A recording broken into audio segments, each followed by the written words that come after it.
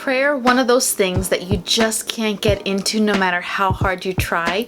Today, we're going to talk about a desire to pray and what you can start implementing in your prayer life.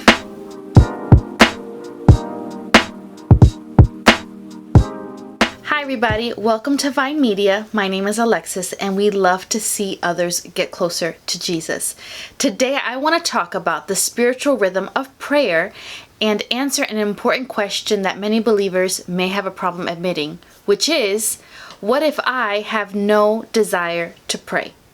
This video is inspired by John Onwuchekwa's book called What If I Don't Desire to Pray? It's an easy read, less than 50 pages, but wow, this book holds so much wisdom and is so impactful. So let's get started.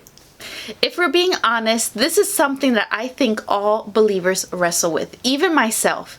We know why prayer is important and we know we should, but when it comes time, it's a struggle. The no desire thought comes from the author John, and he talks about how it is not our skill or our ability to pray, rather it is our desire to pray that keeps us from having a consistent prayer life. And yet, even though you may not have a desire to pray, you may want the desire to pray. Doing things like getting his book or watching this video are evidence of that. So there are a couple of ways to renew your desire to pray.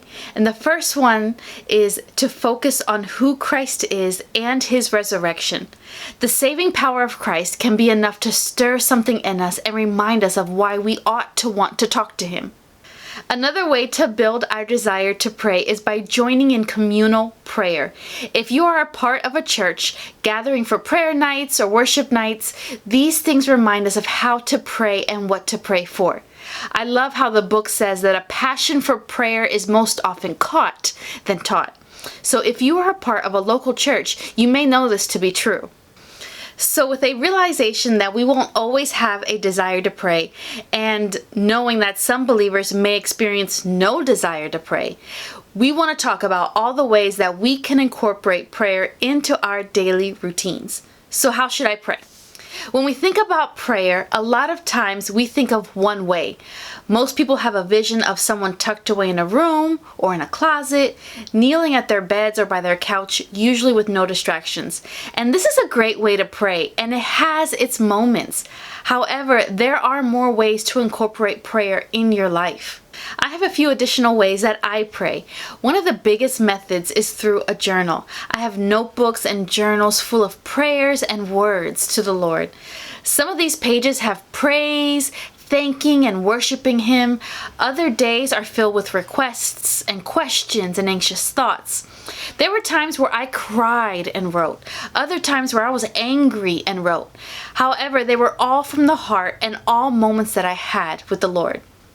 Another one of my favorite things is to walk and pray. I'll usually take my AirPods and walk around the neighborhood for about 30 to 45 minutes. This is my chance to lay before him what's on my heart. The goal isn't to have an amazing workout, it's simply to have time between the Lord and I. Praying in a secluded room or closet is awesome, but I know believers who also paint and pray, who pray while driving, pray while rocking their kids to sleep, pray while cooking. The posture of our hearts matters more than the posture of our bodies. God desires our hearts more than anything else. So here you go. I hope you enjoyed these thoughts on desire to pray and some ways in which to incorporate prayer into your daily life. If you have any questions regarding prayer or would like to know more about prayer, leave a comment below. And don't forget to watch our previous videos on how to build a habit of reading the Bible and crafting a rule of life. We'll see you next time.